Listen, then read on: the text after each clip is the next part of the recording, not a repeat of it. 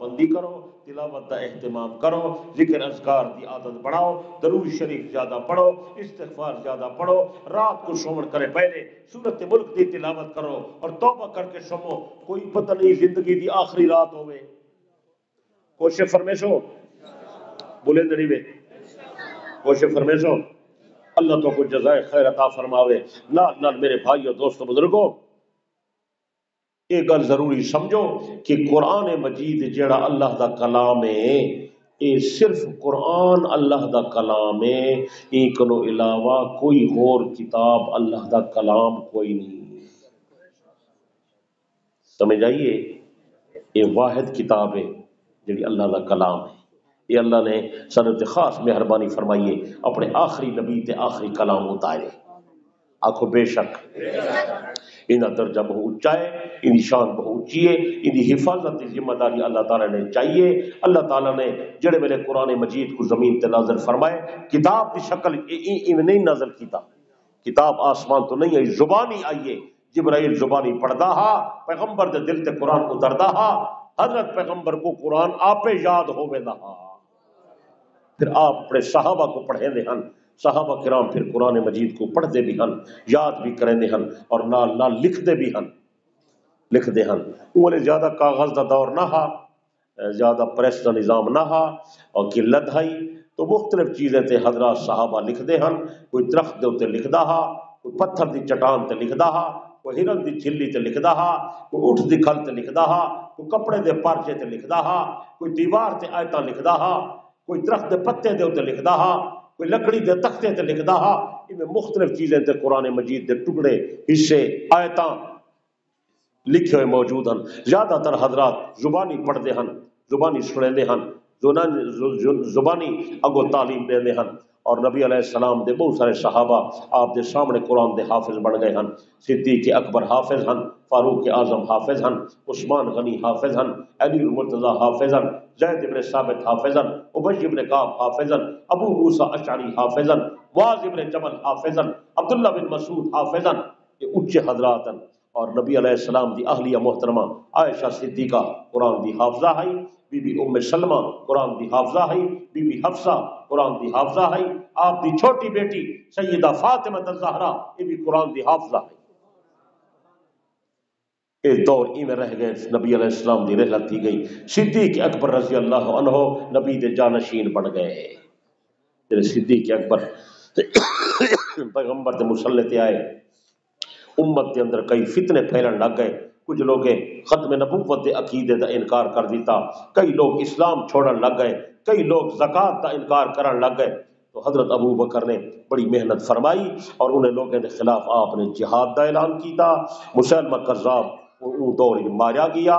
ختم نبوت دا عقیدہ ماشاءاللہ بالکل واضح تھی گیا، انہیں زکوٰۃ دا مسئلہ واضح ہو گیا، مرتدین کے خلاف آپ نے جہاد دا اعلان کیتا، یہ سارے فتنے ختم ہو گئے اور اللہ تعالیٰ نے امت کو متحد کر دیتا۔ جڑے ویلے مسلمہ کذاب کے خلاف لڑائی تھی، انہیں اندر کئی سو بندہ شہید تھی گیا مسلمانوں دا، انہیں اندر علماء فرمیندن کہ 700-800 بندہ قرآن مجید دا حافظ تے قاری ہا، وہ سارے شہید تھی گئے۔ یعنی شہید تھی گئے، حضرت عمر دے دل دے اوتے اللہ نے ایک گل اتاری، نبی دے سارے صحابہ شان والے ہیں، نبی دی ساری اہل بیت شان والی ہے، لیکن اجرا عمر رہے یہ بڑی نرالی شان والا بندہ ہے، یہ مقام بڑا عجیب ہے۔ باقی دنیا سونے نبی دے در تے آپے آئیے، عمر آپے نہیں آیا، پیغمبر نے دعا کر کے طلب کیتے، اللہ نے نبی کو تحفہ عطا کی، اور اے ایسا شخص ہا انہیں دل دے اتے آسمان دی طرف گلاں اتر جاہن، ایکو القاء تھیندا ہا، ایکو الہام تھیندے ہن، اور ان دی زبان تے فرشتے بولیندے ہن، شیطان ان دے سائے کولو بجدا ہا۔ یہ بڑا عجیب آدمی ہے فاروق اعظم رضی اللہ تعالی عنہ، صحابہ دی جماعت جو نرالی شان رکھ دے، پاک پیغمبر علیہ السلام نے انہاں نام لے کے فرمائے لو کان بعدی نبی لکان عمر، اگر نبوت دا دروازہ بند نہ ہوندا جاری رہندا تو میرے بعد عمر اس قابل ہا کہ خدا انہوں نبی بنا کے بھیجے۔ تو میں عرض پیا کرے نا کہ اتنا اچا بندہ ہا انہیں دل تے القا تھی نہ ہا، ایک گل اللہ نے انہیں دل تے اتاری ہے، توجہ کرائے قیمتی بات ہے، اور وہ گل کہیں دے دل تے نہیں اتری، انہیں دل تے گل اتری ہے، انہیں بڑا احساس کیتا، یہ فوراً نبی دے جانشین سیدنا صدیق اکبر رضی اللہ عنہ دی خدمت دے اندر آیا اور آ کے عرض کی تھی، حضرت میں ایک مشورہ دیون واسطے آیا ہاں۔ آپ نے فرمایا کیا؟ انہیں عرض کی تھی کہ اتنے سو زیادہ قرآن دے حافظ قاری شہید ہو گئے، اگر یہ سلسلہ جہاد دا چلتا رہ گیا میں کو تو خطرہ لگ دے کہ قرآن ضائع تھی ویسی، قرآن دی حفاظت دا بندوبست کرو۔ آپ نے فرمایا او کیویں؟ حضرت عمر آدھے حضرت میرے دل تے ایک گل آئیے کہ اسا یہ قرآن مجید دے مخطوطے کٹھے کر کے قرآن مجید کو ہک جا لکھوں اور یہ ہک کتاب بناؤں،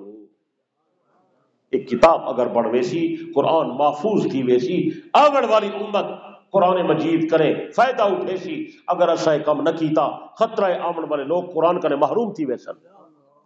صدیق اکبر رضی اللہ عنہ سوچن لگ گئے کہ بھئی گل تو بڑی عجیب ہے اور بڑی زبردست ہے، لیکن فی الحال میں کچھ سمجھ نہیں آئی۔ پھر حضرت سچیندے رہے، دعائیں کریندے رہے، پھر اللہ نے صدیق اکبر دا سینہ کھول دیتا۔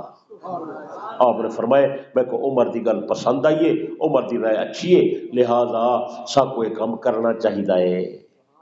تو حضرت ابو بکر رضی اللہ عنہ نے بڑے بڑے قاری بلا کے، بڑے بڑے صحابہ بلا کے، بڑے بڑے حافظ جمع کر کے وہ مخطوطے جمع کروائے